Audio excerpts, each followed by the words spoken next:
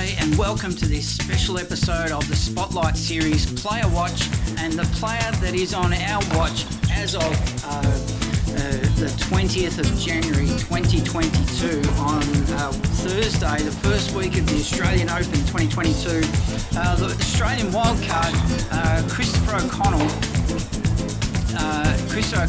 who is up against Diego Schwartzman, and we're presenting this special phantom call of the match. It's a phantom call.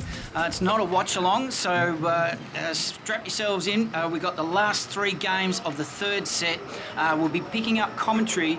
We're picking up the commentary in the third and not deciding set, because there's an upset on the cards. Is that Chris O'Connell, the wild card entry, is currently 2 sets to love up on Diego Schwartzman, the 13th seed from Argentina. And I'll tell you what, if he gets over in the second round here, it'll be a huge boil over, which is exactly what we wanted to see. The 27-year-old Australian from Sydney, 6-footer. At 78 Ks, and his singles ranking of 175. So we'll go straight to the phantom call. Don't go away. We'll take this short break, and when we come back, it'll be Diego Schwartzman trying to stay in the match.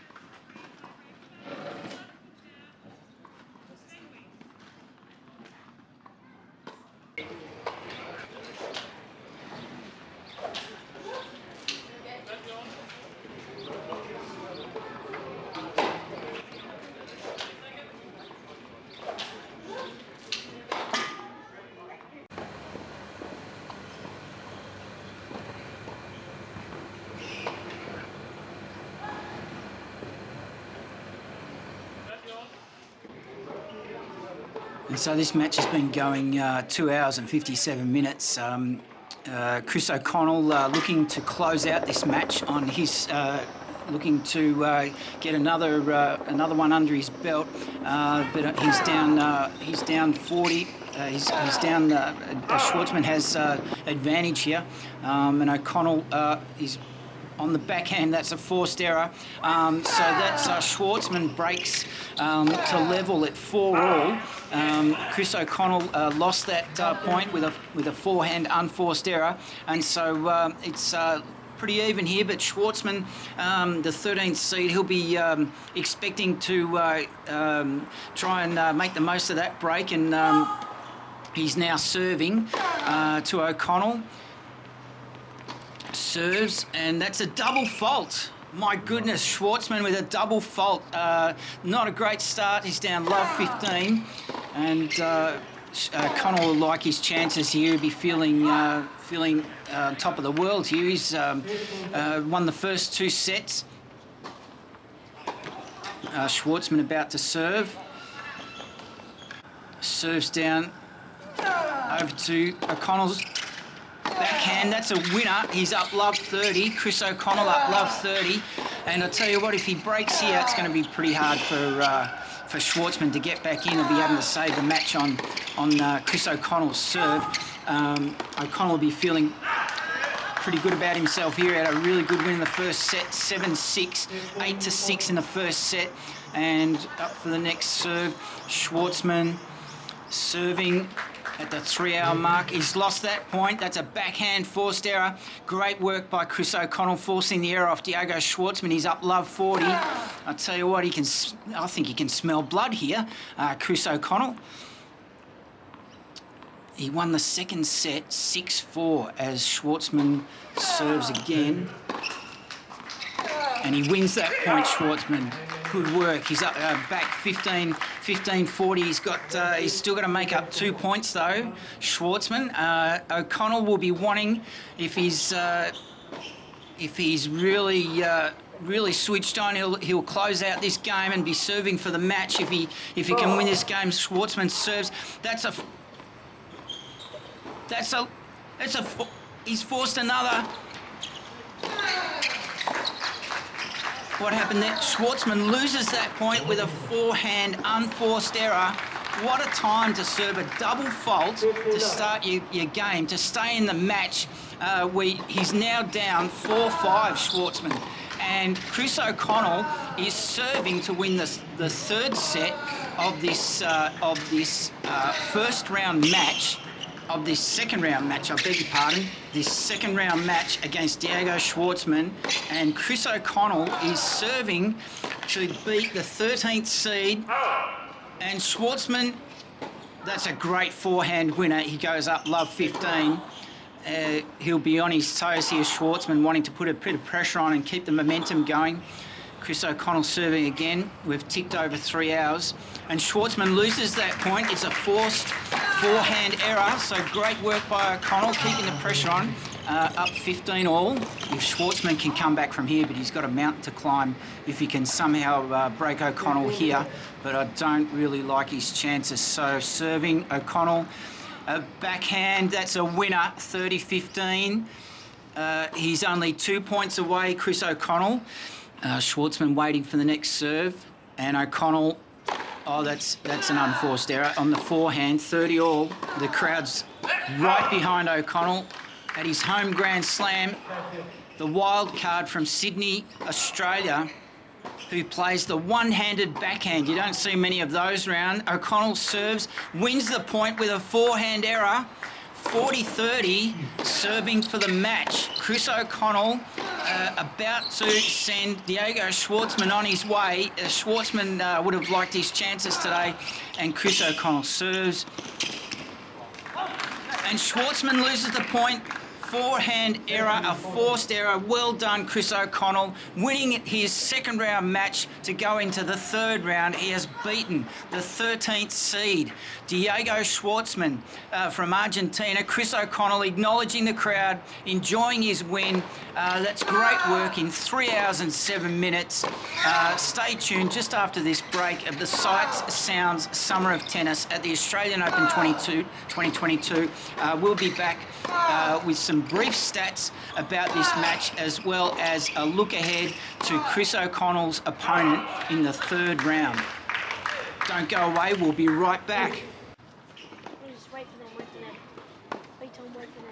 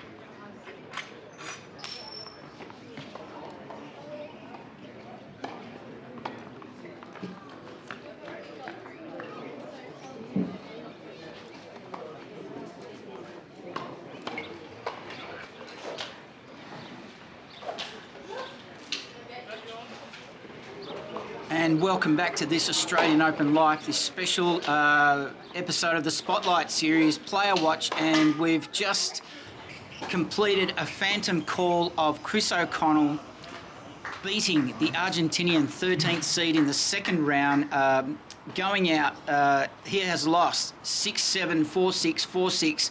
A tight first set tiebreaker, and then Chris O'Connell switched up a gear and said, I'm staying. I've got my wild card, I'm going to make the most of it. So just briefly looking through the stats, we're not going to go through too many, but Chris O'Connell, I'll tell you what, he came up trumps in a lot. He's won, well, Schwartzman, I can tell you, he's only won 3 of the key performance indicators, making, even though O'Connell made 44 unforced errors, he's still won 71% of the points at the net. But our favourite stat, the break points won, he has won 75% of his first serves, Chris O'Connell. He's won 36% of his break points, and the receiving points won 37% versus 35%. So Chris O'Connell, there's plenty of other stats there that you can find. He only served 3 double faults. Schwartzman, as you remember, served a double fault in the penultimate game when he was on serve. A terrible start to try and get back in the match. So those stats are there if you choose to be looking for them. So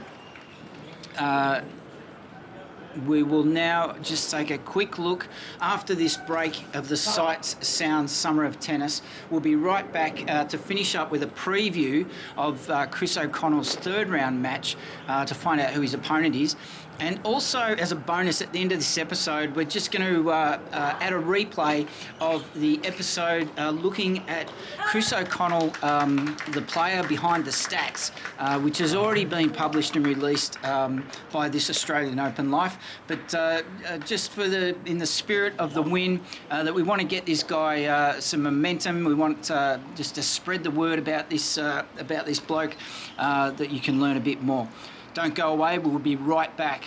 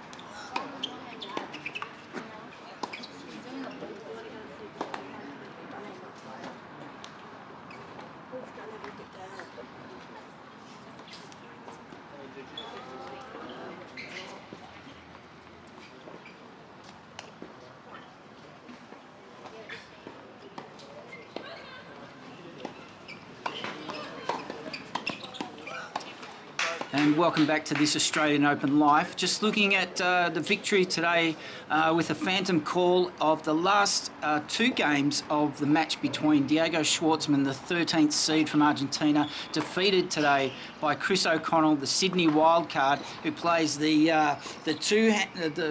who plays with the one-handed backhand. And up in the third round, Chris O'Connell will be up against an unseeded American ranked 70 in the world, Maxime Cressy, who was born in Paris, France, but the States is his home. He's 24 years of age. He turned pro only a couple of years ago, just before COVID hit. Hasn't won any singles titles yet, and barely cracked the $500,000 mark for prize winnings, but plays right hand. So I think it's fair to say that Chris O'Connell, the wild card, would be licking his lips at the chance to play an unseeded opponent who's barely got any experience on the ATP tour. Chris O'Connell would be fancying his chances here against this bloke. He's probably, fair enough, he's probably an unknown quantity. And if we just look at this guy, I mean, he can't be too much of a pushover really if he's 70 in the world. So he's obviously going well. But if we just look back at this bloke's Maxime Cressy, the first round, I can't believe it, in 4 hours and 10 minutes, he's beaten John Isner, the 22nd seed. I can't believe it. 7-6, 7-5, 6-7, 6-7, 6-4. My goodness, in 4 hours and 10 minutes out on court 5. Now, court 5 is out in the back blocks, and you're not going to be, it's not going to be too much air conditioning out there on the outside courts. And he backed it up again a couple of days later in round 2 at court 13. I can tell you that's also not a very, that's way off Broadway out there. Maxime Cressy won in 4 sets. So this bloke must have some engine, I tell you, stamina and physical resilience to be able to power on from a 4-hour match straight into a 2.5-hour match where he played, just let me check this bloke's flag, from the Czech Republic, Tomáš Makčák, defeated in 4 sets by Maxime Cressy, 6-1, 6-3, 1-6, 7-6, Maxime Cressy won. And as we finish off, we'll just remind you of Chris O'Connell's first round win that got him into the second round, and now into the third round, obviously, that Chris in the first round also had a good win playing Hugo Gaston of France. He won in 4 sets, Chris O'Connell, in 2.5 hours, and the match against Schwartzman was just a tick over 3 hours. So Chris O'Connell winning his first round match 7-6, 6-love, 4-6, 6-1. And we'll finish off just to remind you the score. Diego Schwartzman defeated today by Chris O'Connell, the wild card from Sydney, with the one-handed backhand. Look out for that one on the sports replays. Schwartzman won the first set. No, he didn't. He lost in straight sets. What am I saying? Chris O'Connell, 7-6, 6-4, 6-4. And we hope you enjoyed this special preview of Chris O'Connell's upcoming third round match. Let us know what you thought of the Phantom Call. Do you think it works? Obviously, we're not covering this match live. Obviously, we don't have footage of the match. We've just been plugging in footage from the qualifier tournaments in Bendigo, Traralgon, the final qualifying singles days last week at the Australian Open. If you could let us know, give us your feedback, what you think of this type of content we can offer in this episode. We may do it again, but great work, Chris O'Connell. All the best for your next match. And I tell you what, the fourth round is looking like it might be a possibility for this bloke. You've been listening to The Bloke Who Walks. It's this Australian Open Life. And we'll see you next time. Hope you're enjoying the tennis. Bye for now. G'day and welcome to Australian Open Life.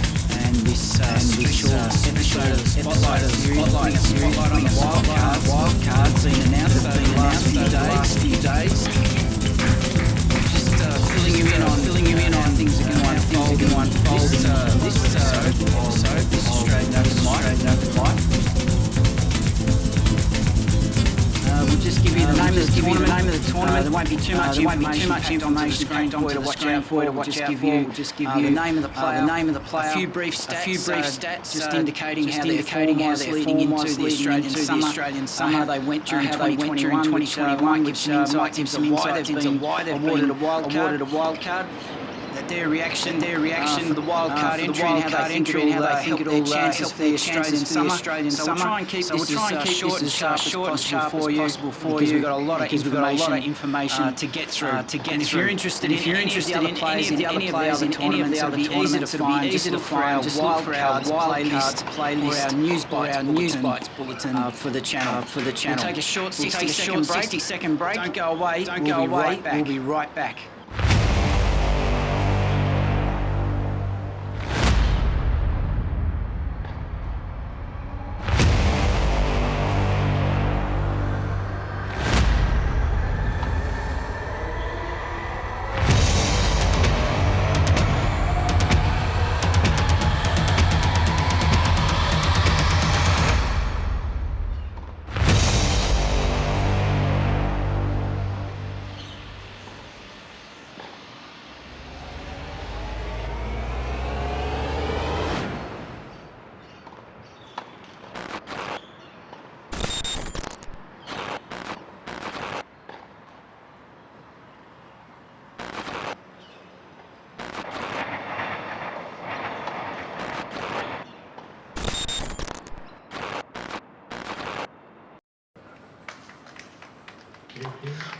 Before we do, let's just see what Alexander Vukic. Just some other things. Got a reaction. No, they didn't give him a chance to speak. Anyway. Okay, welcome back. Our second player that we're showcasing in this episode is Chris O'Connell. Scored his first top 50 in Australian Open. Jan Leonard Struth to get into the second round. He also advanced to a first ATP quarterfinal and even qualified for Wimbledon 2021. Chris O'Connell. So let's just check out his form behind the stats. His last two tournaments in 2021, he played in Bahrain, where he lost in round 32 to Ryan Peniston in 3 sets, 7-6, 7-6. He also had a brief run through two rounds into the round of 16 at Bergamo, Italy, losing Zednek Kola. I think that's Croatian, that flag. Another three sets lost, 7-5, 7-6. So Christopher knocking on the door of becoming a highly ranked player for Australia. He's current 75 in the world, playing right-handed backhand. There it is, the one-handed backhand. Don't see many of those around these days. Now his bio makes interesting reading as at last August. Actually, it's only of August 2020. He has been as high as 114 in the world, and had a loss in the first round at the Australian Open as a wild card. And he got into the top 200 originally in September 2019. So we won't go back too far there, but what we're interested in is his progress in the Australian Open. So let's get to the juicy stuff without any mucking around. Christopher has won his opening round 1 match out on court 8 at this week's Australian Open, winning in 2 hours 38 minutes. He played the Frenchman, Hugo Gaston, in 3 sets. That's 4 sets. A very good effort by the wild card, making great use of the opportunity that's been put before him. A very tight first set, 7-6, winning 7-4 in the first set, and then cleaned him up. The Frenchman got well cleaned up in the second set, 6-love. A slight fight back from the Frenchman, 4-6 in the third, and then Christopher O'Connell just switched up a gear and went 6-1 in the fourth. A great effort. So he'll be feeling pretty chuffed about that, and that confidence level that he'll have achieved with that win. He'll need all the confidence he can get, because he's up against the wily Argentinian Diego Schwartzman, world ranking number 13 in the world. Diego is one of the feistiest players on the pro ATP circuit. He gets around the court like nobody's business. So Chris O'Connell has got his work cut out for him. But wouldn't you fancy your chances in round 2 of any Grand Slam tournament when you're a wild card? You've acquitted yourself well in the first round. And who knows what sort of shape Diego Schwartzman is, because all these players, don't forget, besides what they've all had to deal with in the last it's 2 years now, they've all had to deal with quarantine and vaccinations and all the rigmarole that comes with the current circumstances in the world. And Diego coming from Argentina, I'd fancy my chances if I was holding a racket in round 2 at the Australian Open with a really good 4-set win under my belt. Don't go away, we will be right back. Enjoy some of the sights, sounds, summer of tennis at Melbourne Park, January 2022.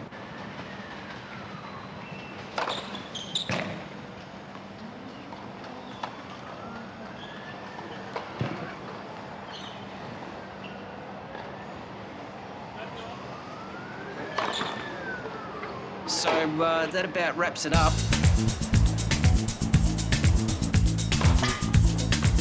Hope you enjoyed that very rudimentary summary. I'm not going to pat myself on the back about the quality of this episode. It was really just about bringing together all those names of all those players and just letting you know that that's where things are at. Because we live in a digital age, but it's actually sometimes not that easy to find all this information. And the Christmas New Year's break, I mean, who wants to spend all their time looking at endless streams of apps and websites and so let us do all the hard work for you. That's what we're here for. And it's so very much appreciated that we're finding out that from most of the viewers, whether it's by comments or likes or subscriptions, that this Australian Open Life is hitting the mark for you. You've been listening to Bloke Who Walks. This was our Wildcards episode of the Spotlight series. Have a great new year. Thanks for listening, and we'll chat to you very soon. Bye for now.